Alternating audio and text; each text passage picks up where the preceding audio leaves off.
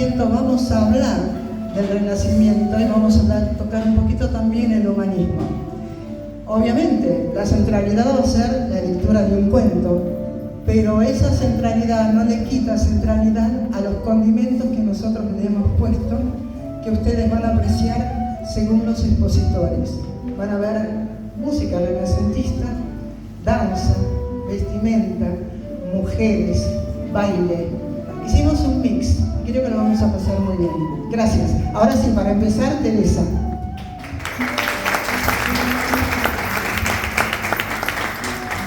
Bienvenidos a este viaje cultural que nos va a transportar hacia el esplendor del Renacimiento italiano.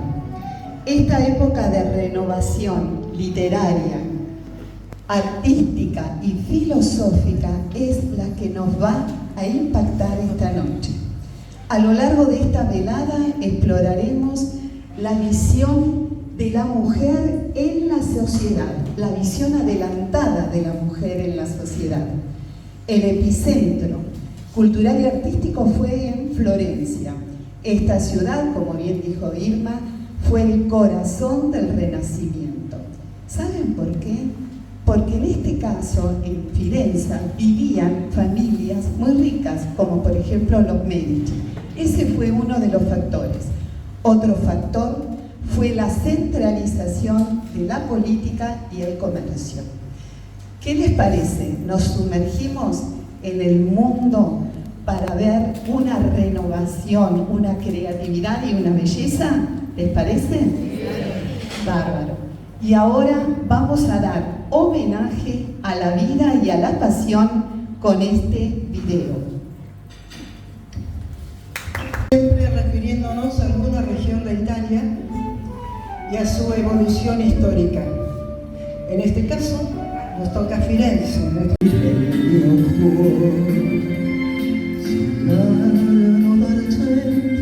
Si specchia un firmamento, mentre un sospiro, un canto, si te vede lontano. Dorme Firenze, sotto il raggio della luna, ma dietro ad un balcone, è una Madonna venuta. Ancora la stampine, e vicine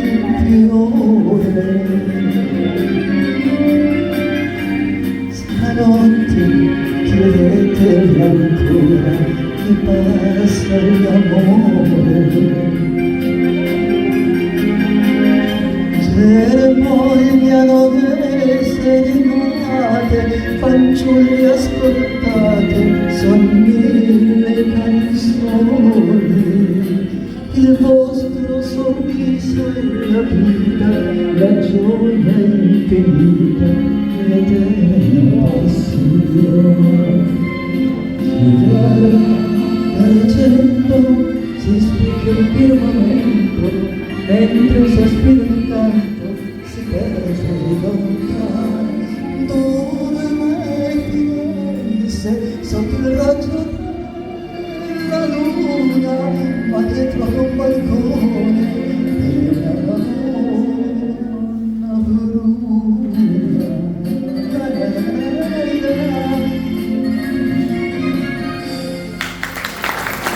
Es el padre de la lengua italiana. ¿Por qué? Porque eligió escribir su ópera magna, la Divina Comedia, en dialecto toscano, cuando todos en la época, y mucho antes, escribían en latín. Se hablaba el toscano como dialecto, como lengua vulgar del pueblo, pero Dante fue el primero que eligió hablar y escribir en dialecto. Por lo tanto, para hablar de Dante y hacer esta introducción a la Firenze de la época que hemos visto acá en el video, le voy a pasar la palabra a Rodolfo Lena, que es nuestro invitado de honor.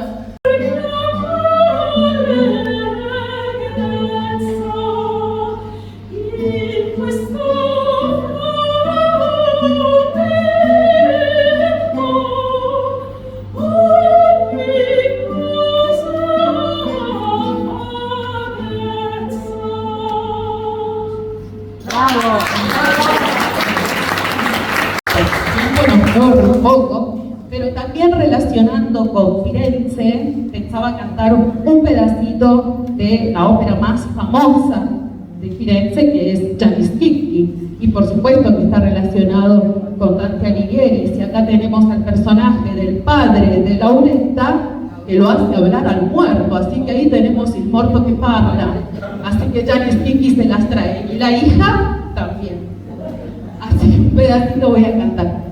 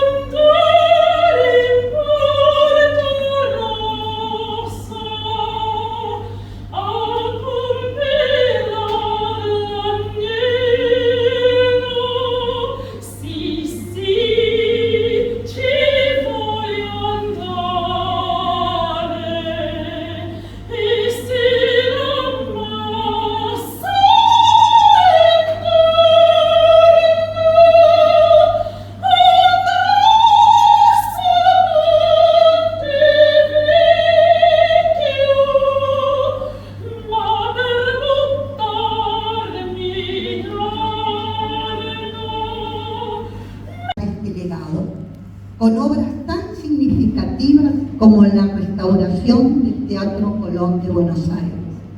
Los invito ahora a escuchar su trayectoria profesional antes de sumergirnos en este apasionante recorrido por la arquitectura renacentista.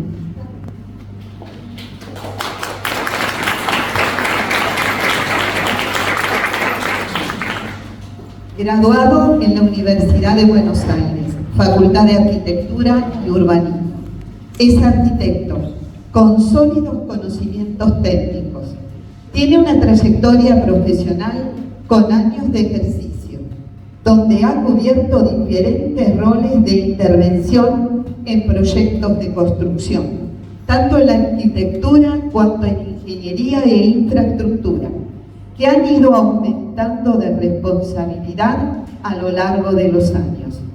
Posee experiencia laboral como jefe de obra, gerente de proyectos y coordinación de grupos de obras en empresas. ¿De quién estoy hablando? Del arquitecto Fabián Palermo, que cabe destacar que hoy tiene una excelente intervención en este café o renovado café literario.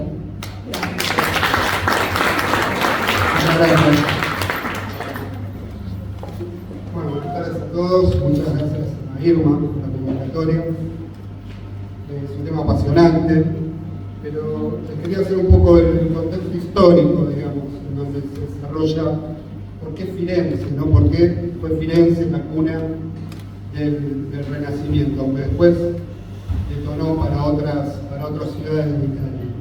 Hubo una explosión económica, digamos que estamos hablando de 3 siglos básicamente, en 1300. Ballet Italiano Il Giardino d'Italia de la Comunidad Italiana de Oberá, Misiones. Muy bien, qué bueno. Actualmente forma parte del Ballet Italiano Radici, confeccionista y diseñador. Colabora en la gestión de eventos culturales y en el diseño de trajes típicos. Con ustedes, ahora en este momento, Mariel Pitone Trasbache y Guillermo Mascareño. Muchas gracias, chicos.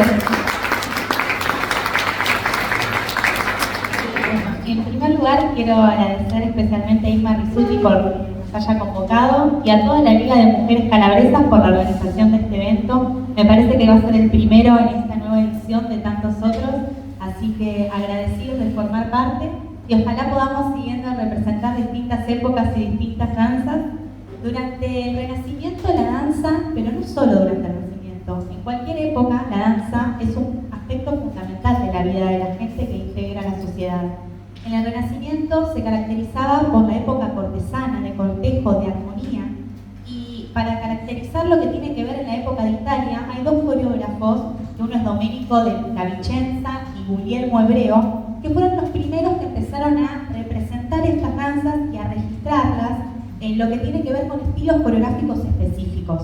Luego, obviamente, lo que tiene que ver con la danza fue evolucionando y hoy por hoy vamos a representar una pavana, que es una típica danza tranquila, porque después hay otras danzas que son muchísimo más saltadas, pero necesitábamos de más bailarines. Y en esta ocasión, bueno, imagínense que estamos nuestra pareja, pero muchísimas más parejas más bailando junto con nosotros y representando esta hermosa danza de la corte de aquella época. Espero que la disfruten y me parece que tanto hablar no es tan necesario, sino que puedan disfrutar de la danza. Así que muchísimas gracias.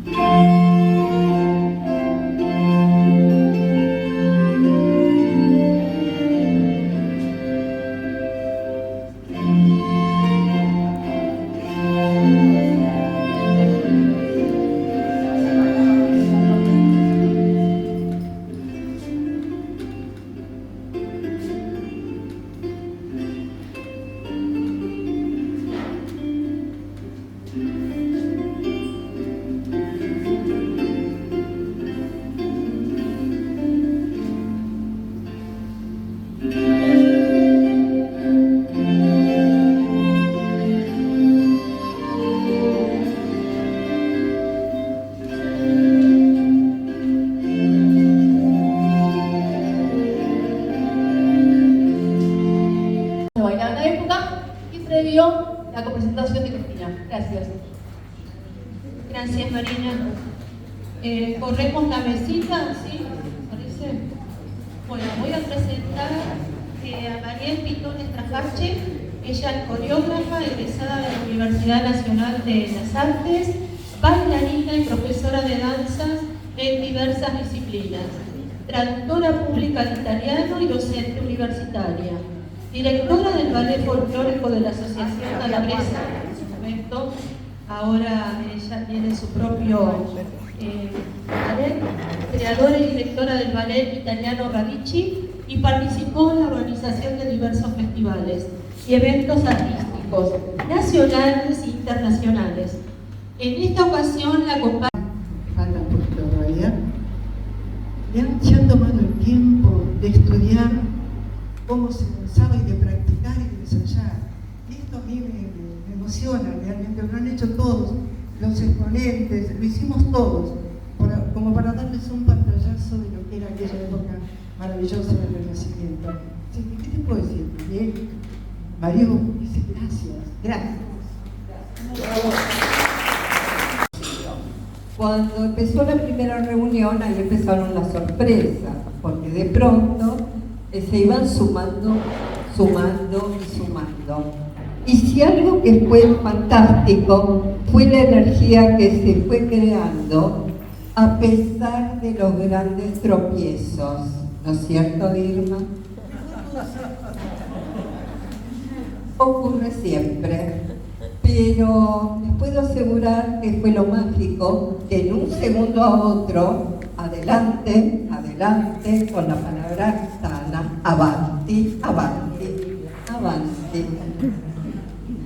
sí, es verdad lo que dice Lili, pero bueno, hemos visto danza, canto, música, arquitectura, cante, y las mujeres, vamos a hablar de las mujeres. A ver, las mujeres en esa época, ¿qué pasaba? ¿Qué pasaba socialmente con las mujeres? ¿Cómo se vestían? María, bien. Acá. ¡Brava, María!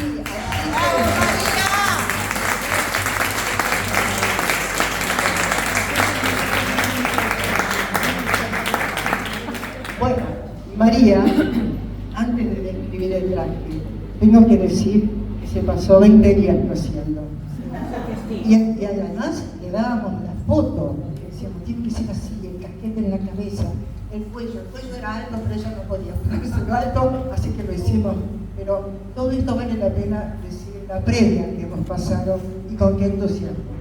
Este es un vestido con las telas de antes que eran brocato, seda, satén, terciopelo, y además ya se insinuaba la industria textil en esa época, que justamente eran las regiones de Italia, ¿no es cierto? Eran las regiones de Italia, siempre está Italia. Así que María nos muestra un vestido de clase media, porque después estaban los ampulosos, ya esos eran franceses. Así que ¿querés dar una vueltita? Vamos, ¿verdad?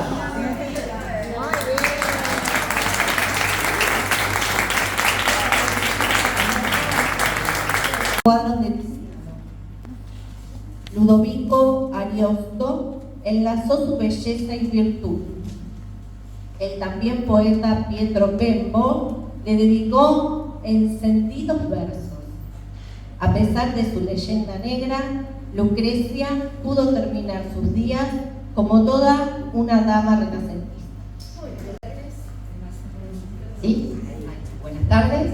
Voy a leer una breve reseña. Isabel Díez. Fue una mujer extremadamente inteligente y extremadamente culta. Se trasladó a Mantua y cuando su marido fue capturado en combate, gobernó sus dominios con notable éxito. La corte de Isabela y Francesco II Gonzaga se convirtió en la más refinada de toda Italia.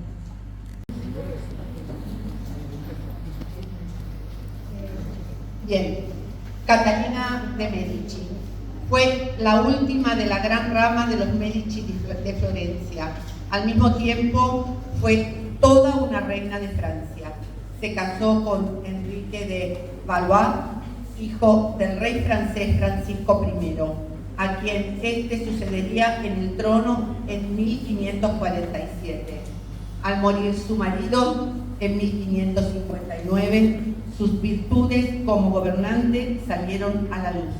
Le sucedieron en el trono hasta 3 de sus hijos, con los que ella actuó como regente o consejera.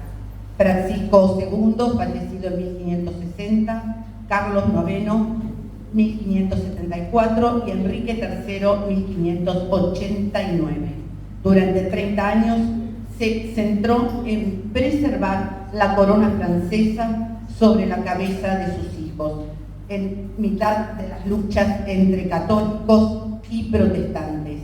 Pese a todos sus esfuerzos, no pudo evitar que su hijo Enrique III fuera asesinado y la corona pasara a la dinastía de los Borbones.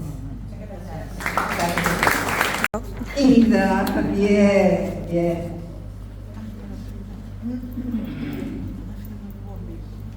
Buenas tardes, gracias Irma por todo y felicitaciones. Caterina Sforza fue una de las pocas mujeres con un poder efectivo en el tablero político italiano del Renacimiento y supo ganarse la admiración de personajes tan distinguidos como el mismísimo Maquiavelo. Era hija bastarda del duque de Milán, pero eso no le impidió gobernar con firmeza los señoríos de Imola y Forli.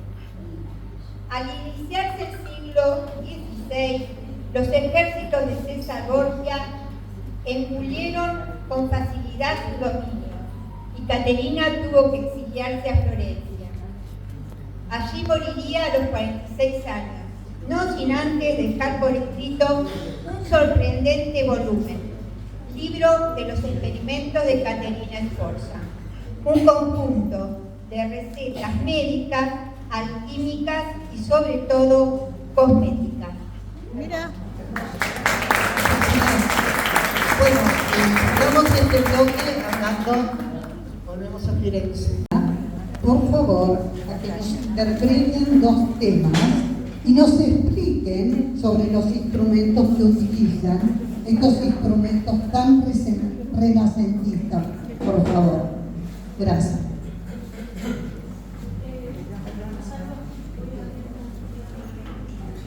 Mientras los chicos arman aquí el sonido y se trasladan un poquitito para que ustedes lo puedan ver y observar los instrumentos, quiero comentarles que aquí van a estar junto a nosotros Nicolás Huiga,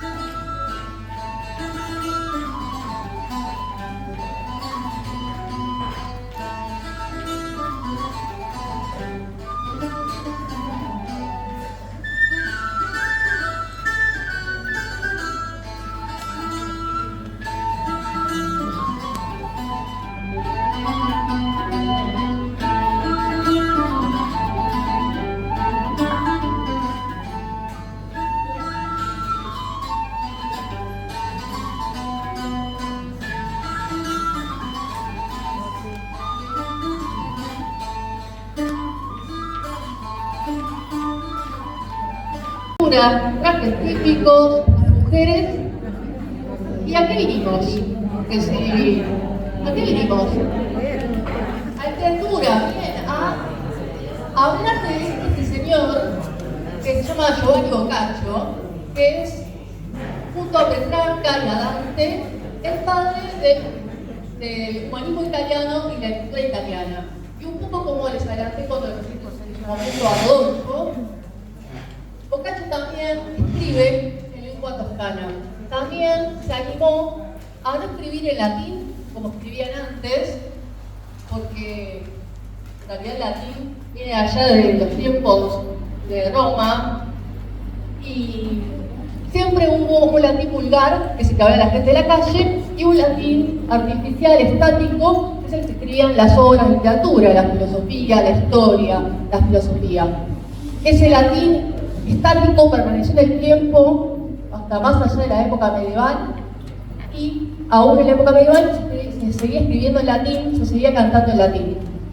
Pero en la lengua vulgar, el latín vulgar, mientras de la mano de Julio César y otros emperadores, Roma se fue expandiendo, se fue entrando en contacto con los pueblos que Roma conquistaba. Y así nace el antiguo francés, nace el antiguo español, de esas lenguas romances que entraron en contacto entre ese latín vulgar y esas lenguas romances de los pueblos conquistados. Por eso Dante en su primer momento y después Boccaccio eligen escribir en ese toscano. Durmiendo no se le había desvanecido el enojo. Levantóse incomodado aún y mandó a que trajeran los caballos. Y haciendo montar a Quiquilio en su rocín, se lo llevó a un riachuelo a cuya orilla solían verse grullas al amanecer, diciendo: pronto veremos quién mintió anoche, tú o yo.